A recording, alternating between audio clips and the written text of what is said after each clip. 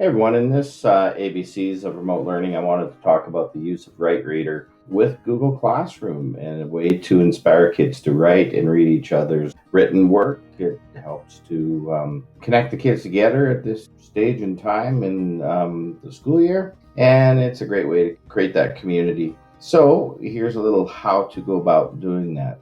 The website is WriteReader.com. And of course, there's a login area. So I like to direct my kids straight to the login portion of this.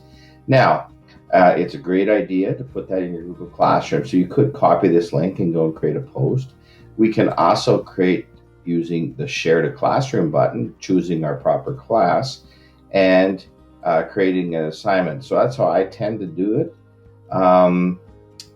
Who gets it? Everyone, and just call it WriteReader.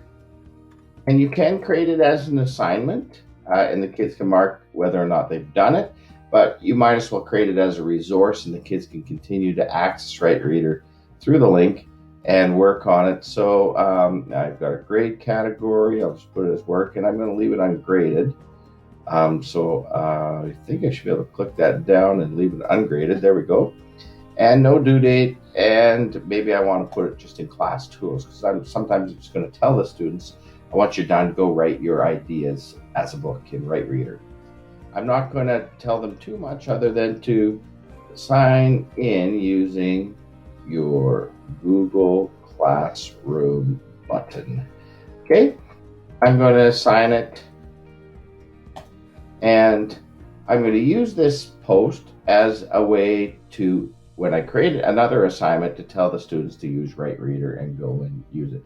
So some ways I'm going to just provide the materials so that they can free write, and sometimes I'm going to create an assignment that they're going to have to write based around some kind of a templated idea or a question I might have, or something that I'm hoping they'll sequence and put into order, or writing a story, creative writing style.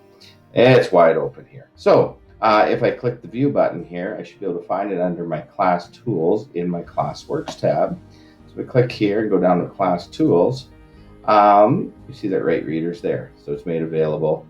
And I might just simply have sent my students a dream message such as, today use WriteReader and tell me 3 things you are planning to do this May long weekend, and post. So they'll know that there's WriteReader there. They've seen it pop up as an actual assignment. You could also share it as material if you create it through Google Classroom, and they should be able to work on it. So I'm just going to sign into WriteReader to show you what can be done with WriteReader. So back to class tools, clicking on WriteReader. As an educator, I'd click sign in. Now this was for my Physical Science 20 class. I'm going to log in using Google Classroom.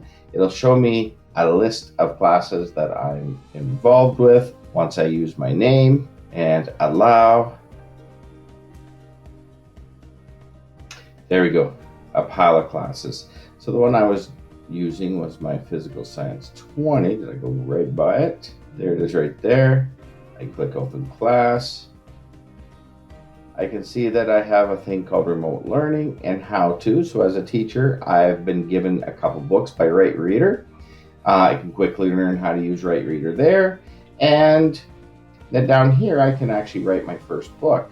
So I'm just going to flip to myself, write my first book to inspire or provide my students with an exemplar, May long weekend.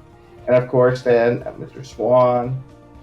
And I can put in a picture, I can do search, I can type in the word May, lots of flowers for May. I love the blue here.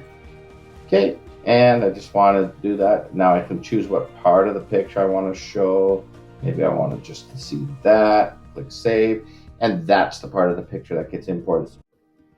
There's my picture. I can choose my fill color. Maybe I want to choose a beautiful blue as my book cover. Now, of course, I could record my voice over that if I wanted to. I could change my picture.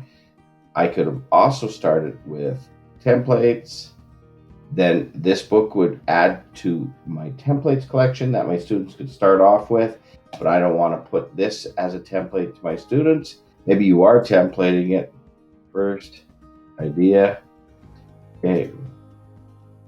Here's another page. Second idea. Third page. Third idea.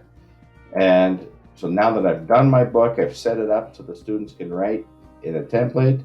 Okay, I can then turn it on as a template. I can read the book. So this is a format where I can read the book, or I can look at my bookshelf. I can look at my own personal books or my class books. And there they see my class book that I've started. Now, let's take a look at that template because I've been meaning to play around with that, but let's go to a student in the class. So this is, I'm signed in with my daughter Cree. It says use WriteReader and tell me things. Okay, so they should be able to go here to the class tools set and they can look into the WriteReader, click in. And so she's going to be signing in as a student using the Google Classroom button. All right, of course she's choosing her name. We're going to allow her, needing to be allowed to do things. And her classes will load. And let's go Physical Science 20.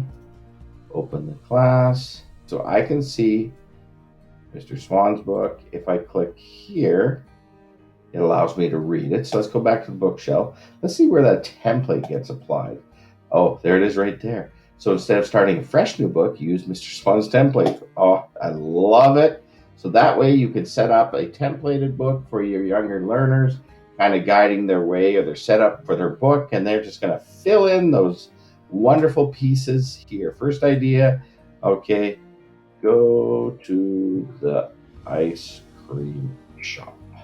And then, of course, add the picture.